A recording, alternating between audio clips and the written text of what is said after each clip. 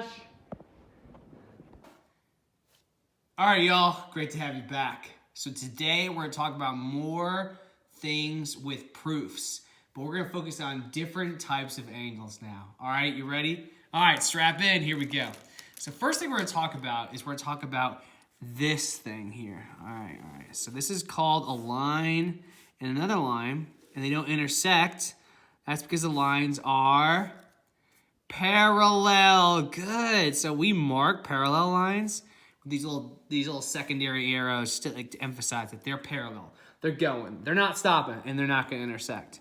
This other line that cuts through here is called a transversal. Okay, what is a transversal? It's just a line that cuts through parallel lines. In fact, I'm going to throw a little arrow there. Transversal. Good. All right, so when a transversal intersects two parallel lines, it creates different types of angles, okay? So we're going to talk about the first set. This set here, I'm going to mark with, first with the black, and then I'll highlight. So this angle and this angle are what we refer to as corresponding angles. So angle 1 is congruent to angle 2 because they are called corresponding angles.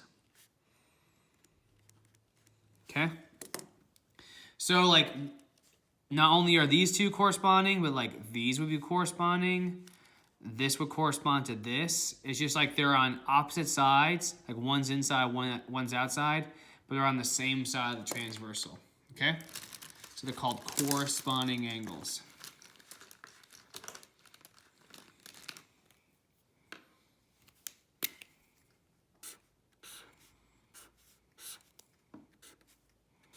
All right.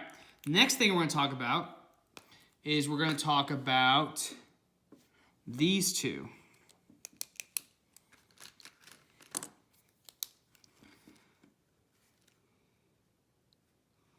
This angle 2 and this angle 3. So angle 2 and angle 3 are referred to as alternate interior angles. They are called alternate because they're on opposite sides of the transversal. And they are interior because they are between the parallel lines. Okay? Alternate interior angles. So not only is 2 and 3 alternate interior angles, but this angle here and this angle here are also alternate interior because they're on opposite sides of the transversal, but still between the parallel lines. All right, next. These are referred to as, so I'm going to put, this is 4. So 1 and 4 are referred to as alternate exterior angles. So angle 1 is congruent to angle 4. They're called alternate exterior angles. Okay, because they are on opposite sides of the transversal, but they're also outside the parallel lines. So interior means between the two parallel lines, exterior means outside of those. Okay. All right, y'all, we're back to another set of parallel lines, but now we're going to talk about different pieces of these parallel lines. So the first thing we're going to talk about is these two angles. I'm going to label this angle 1 and angle 2. Notice how these are on the same side of the transversal, but they're also between the parallel lines, so they are interior. Okay, so these are unequal. They are what we call supplementary. What does it mean for something to be supplementary? That means that the two add to 180 degrees. So for example, like if I took those two angles, cut them out, put them next to each other, they'd form this.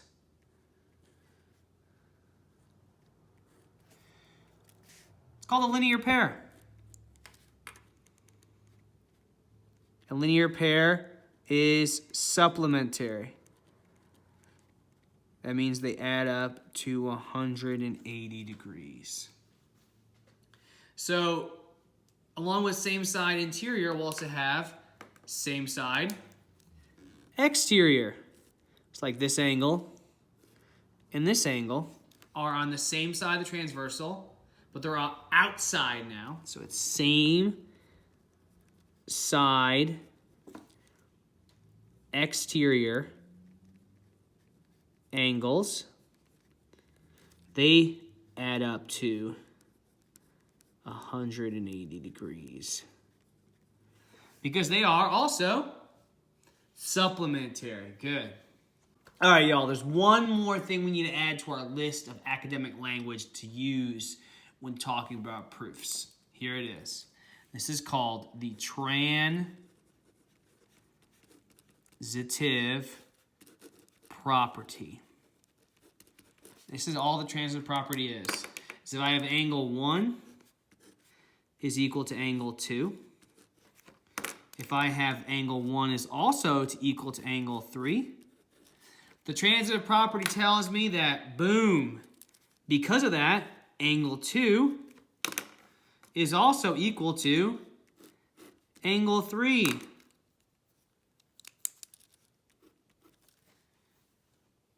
All right, y'all, before we jump into a proof with triangles, we're going to just look at a proof with angles.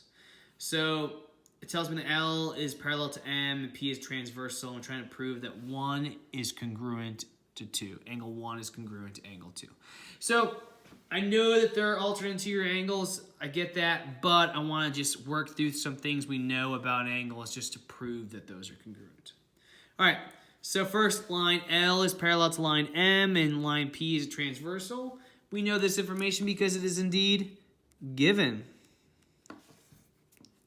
All right, so angle 1 is congruent to angle 3. So looking at this picture here, so they've got like that, they're going one then the other. It's got a definition, or we can just call it, they are corresponding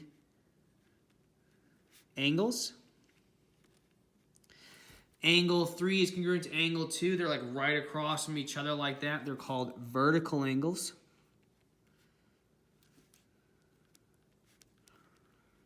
So I noticed something here. Angle 1 is congruent to angle 3.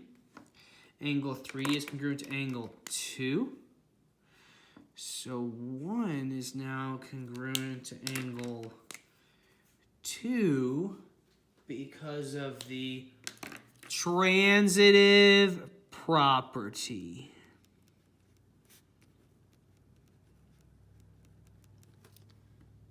All right, for this next proof, we're going to try to fill in some blanks rather than just me giving you the information and trying to create it on our own. We're going to work through it step by step by filling the blanks of things we've got. All right, so it says GC is parallel to PS. So that's marked on here with the double arrows to show that it's parallel. All right, so the reason we know that those are parallel is because it is given. I also know that line GS is parallel to line CP, marked with these single arrows show that they're parallel. They're parallel because it was also given. All right, so we're trying to prove that these two triangles are congruent. So the big thing here is we're trying to look at the angles and the sides and see what information we can gather. So there's one piece that sticks out to me automatically, and which we're going to throw out right now, is that side SC is congruent to side CS. Why? Because they're sharing the side that's referred to as the reflexive property. The reflexive property. All right, so now we got some angles that we're gonna have to look at for this next part. So there are two specific sets of angles here that stand out to me. There's this set,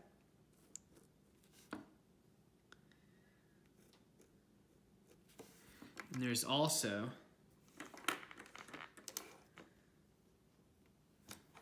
this set.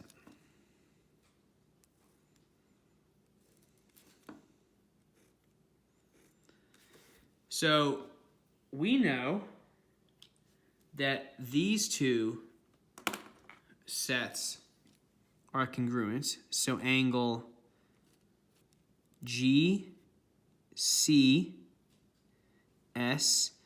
is congruent to angle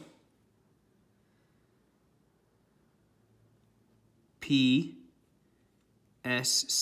because they are alternate interior angles for that parallel line.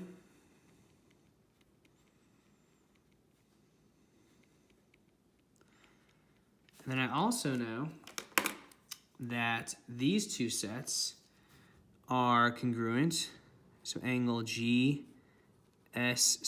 is congruent to angle PCS because they're also alternate interior angles.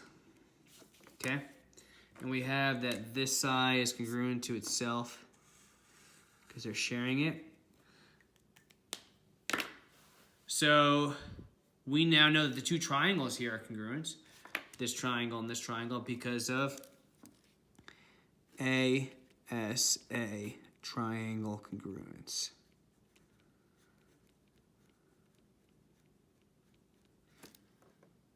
All right, y'all, let's look at another fill-in-the-blank proof. So here, we just have to fill in the reasons. Okay, so CB is congruent to AD. It's already been marked for me. That is given. All right, CB is parallel to AD with the marked with these double arrows. That is also given. All right, so tell me the angle CBD. CBD, so that means it's this angle here. Okay? And an angle ADB, this angle here, is congruent. Why is that? How is that possible? I'm unsure. Oh, they're parallel lines. That's a transversal. So if I extended these lines here, I would see that these are called alternate interior angles. Excellent. All right. So now BD is congruent to BD. It means it's congruent to itself.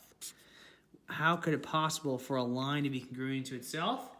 Well, there's this thing we refer to as the reflexive property. All right. In the last section, we now say that the two triangles are now congruent because we have a side, an angle and a side being shared. Side, angle, side, side, angle, side. So that means I can say this is side, angle, side, triangle congruence.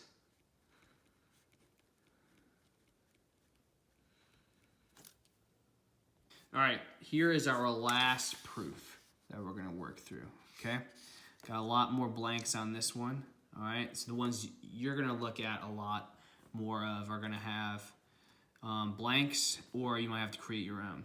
All right, so we have these two lists of information here already been pre-marked for us on the shape, the diagram. So we have VO is congruent to RO. And we have PR is parallel to VE. Okay? Given. So we're trying to prove that the two triangles are congruent. What things could we find out? Okay, so I could say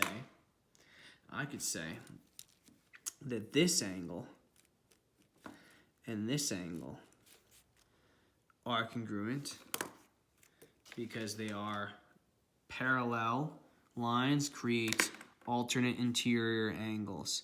So it means angle RPO is congruent to angle VEO. Alternate interior angles. All right, the next one, we have another set of angles here. Okay, so this one stands, just to make this one stand out too more. Okay, I would put a little line mark so you know that these are the ones connected to each other. They're right across from each other. These are called vertical angles.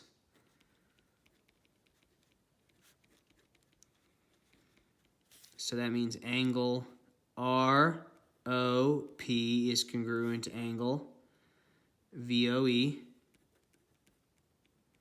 Vertical angles. So now I have an angle, and a side, an angle, and a side. So the two triangles are congruent based on AAS, triangle congruence.